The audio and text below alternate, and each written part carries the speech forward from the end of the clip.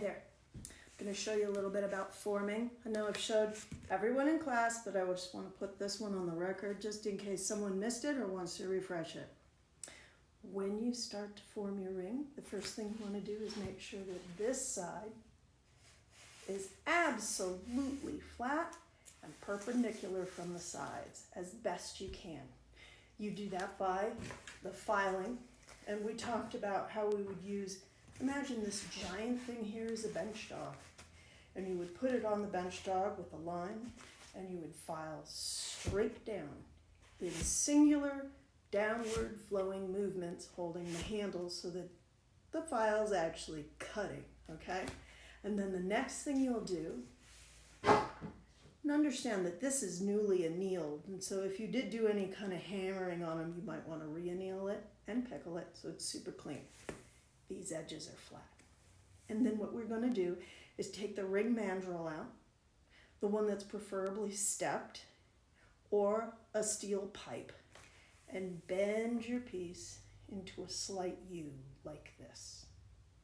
The next thing you will want to do is try to get these edges down and in contact with another, and then alternately, never in the middle, alternately on each side, hitting from here and here and here and here and here and here and here and here until these guys get close like this. Now, if for some reason you can't get rid of that V, you might have to flip the whole thing over on an anvil and just give it a slight tap to drop it a little bit lower, so that then on a couple of alternating hits, that often pulls this apart a little bit like that.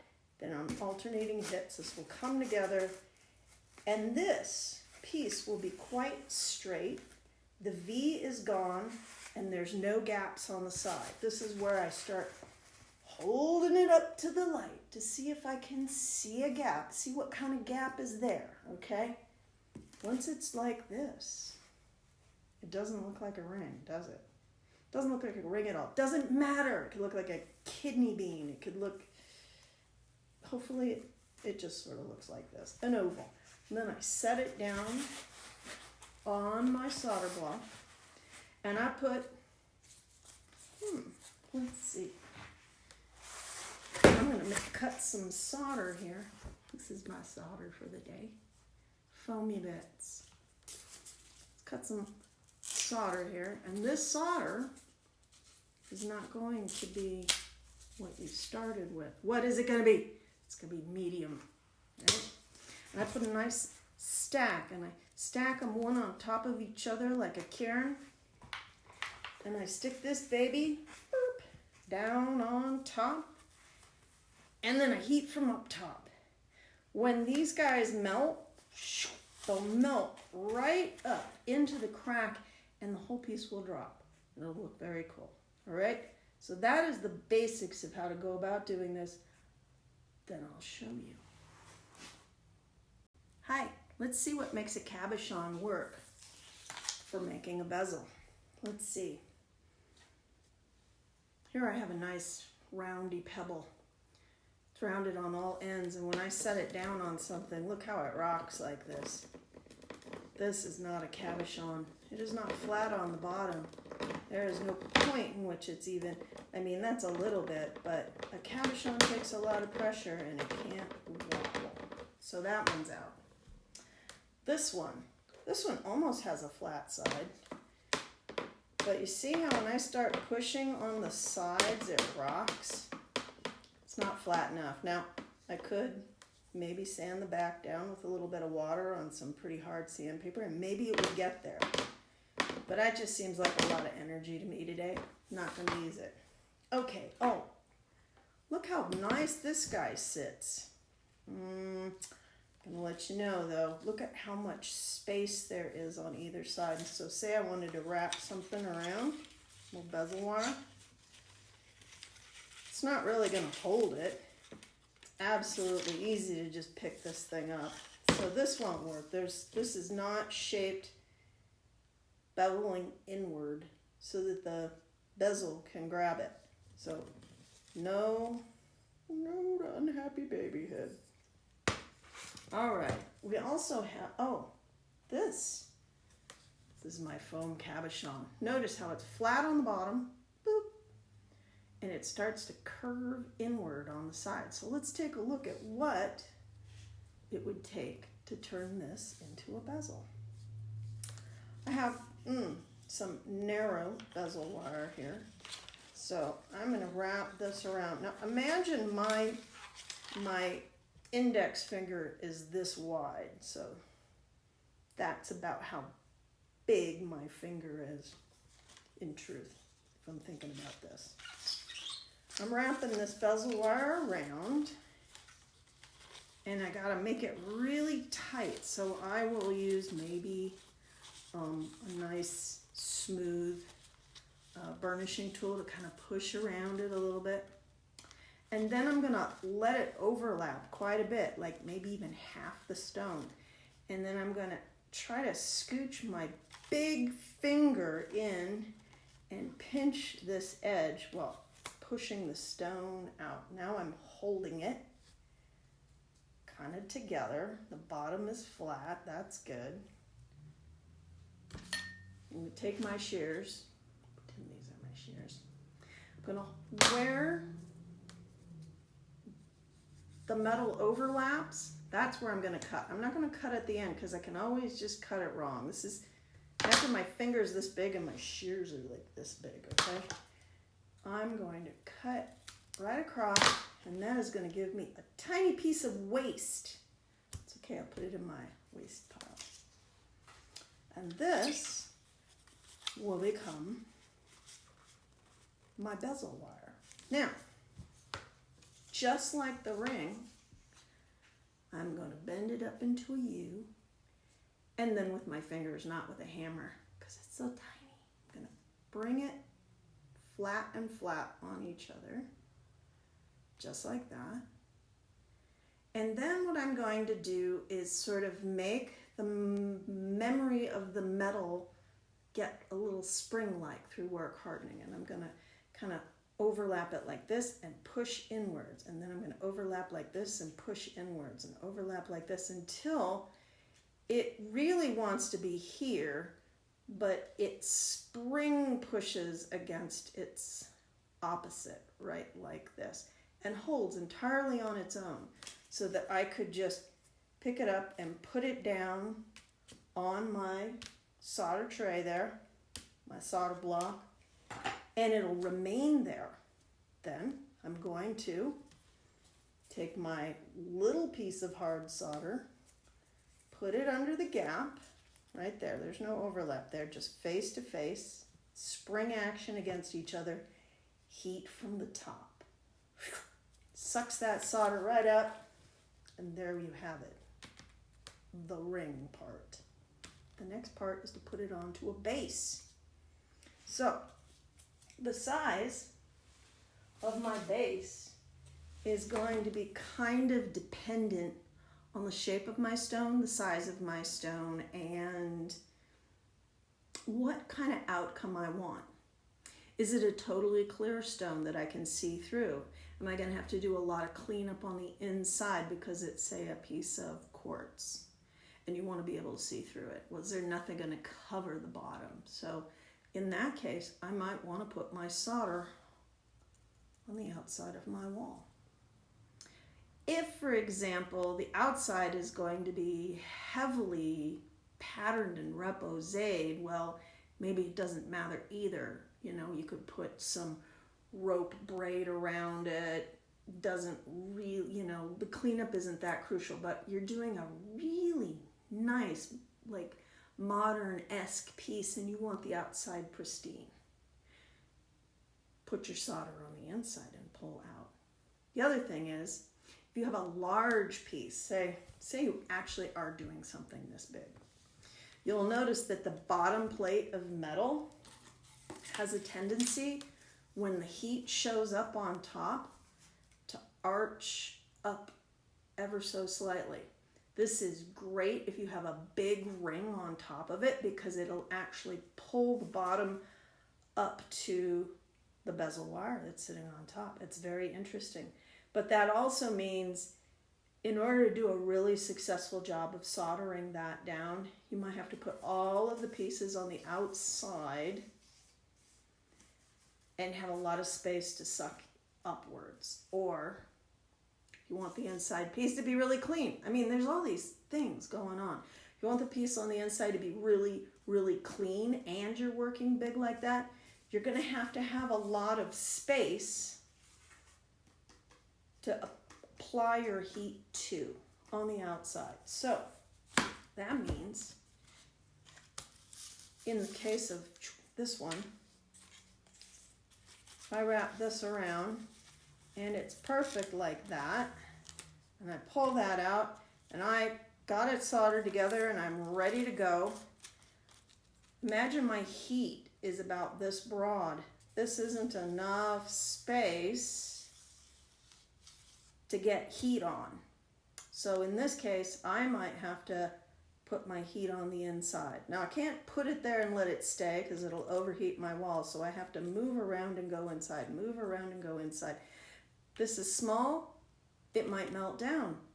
So in that case, get a bigger piece, which is, what's my bigger piece? Well, this one is entirely too big. I don't need one that big. That's crazy. Hold on.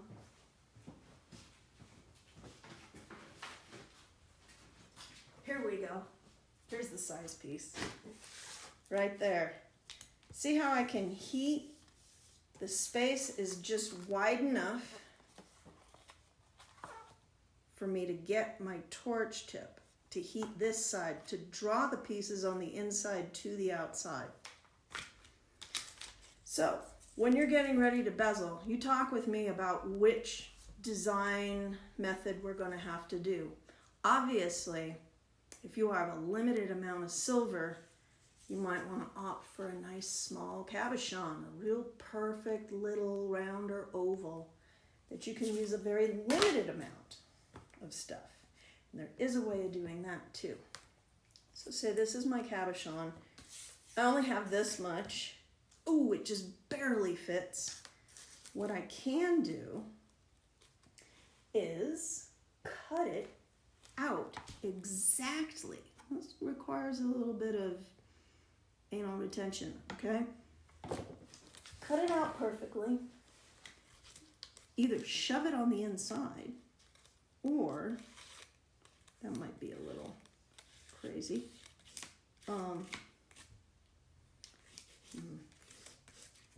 Put it on the inside, or put it just on the base with just enough space around the edge to just have contact. Here we go. Generally, this is a process that takes a little more patience than the other two. And for some of you, this might not be an option.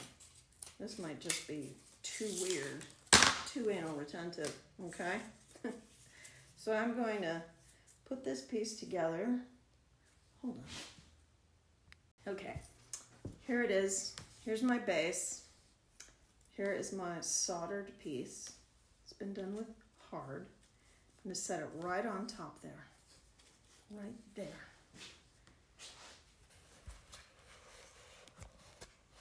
Like that. Now, I'm going to put my pieces of solder down. How am I going to do that? Now what happens is if you heat the base plate, which is thicker than the soldered wall, which is actually pure silver, the bezel will melt down a lot. People cry a lot about this. This is a very sad thing, but you survive because it's kind of cheap. But it might take you a while to figure this out. We're going to set this up in such a way that you can heat it from below, kind of sparing you from applying too much heat to your bezel wall. Now, if you have a lot of space around your piece and you're drawing outwards and you're heating around the edge, you're not aiming your torch tip directly at the bezel. You're just going around kind of the outside, making that heat just sort of roll around it. Now, if you have those pieces on the outside and you're kind of sort of concentrating on the inside, and all those pieces around the edge, you're going to have to take your torch tip kind of delicately, and here we go. You're going to aim on the outside and the inside and the outside and the inside. Even like you see how this flashlight isn't quite hitting right on the metal, but it works pretty well if you just go quickly. So I go around and I go on the inside, and I go around and I go on the inside, and I go around and I go on the inside, and eventually the whole piece gets up to temperature, and the little pieces of solder, here, let me put some pieces of solder for you.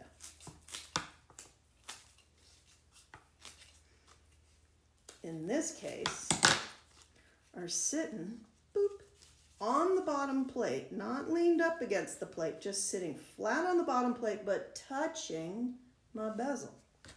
Here we go. Heating mostly, go around, heat, go around, heat. I find if I'm heating on the inside, sometimes this gets too hot, so I have to go outside, in, go outside, in. And what I want to do is really concentrate on my in when these are about to roll, when they're about to go. And when they suck in, it's really awesome. In the case of the piece that has a lot of outside space, here we go. I put all of these pieces flat down on the inside, just like that. Flat down, not leaning, just flat on the inside. Okay, here I show you. Ta-da! Okay.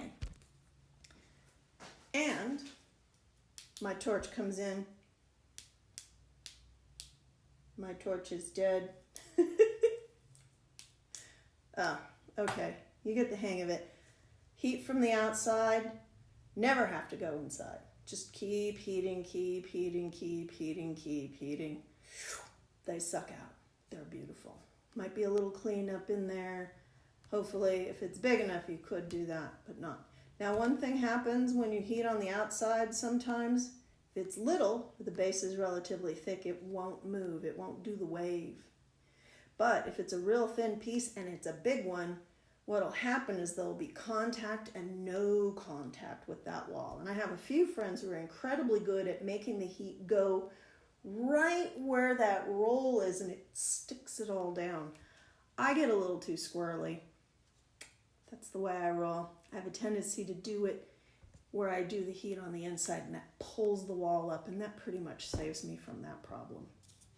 So all these are pretty tricky, but in this particular case, instead of putting the pieces down, I lean them against the wall.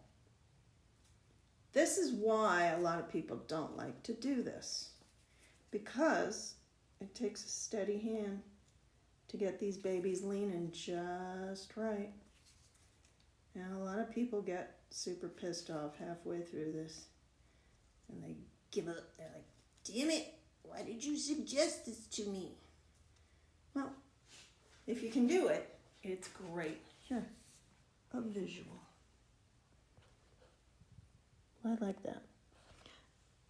This is done when the heating comes from the bottom. And what happens is, as you're heating it, the source of heat actually concentrates in the middle. And there's a little bit of a problem if your pieces are flat down, they just roll to the center. However, if the bottom edge is just touching and they're leaning against the side, they drag down. It's a little bit of enthalpy. Or is that entropy? Can't remember. Drag. They drag down the wall, and then they suck into the hole. Pretty amazing. So that's the safeguard. If you're going to heat from the bottom, you can't put your pieces flat on because they'll just roll to the middle. So you need to put them on the edge and drag them down. All right, that is the paper cutout visuals.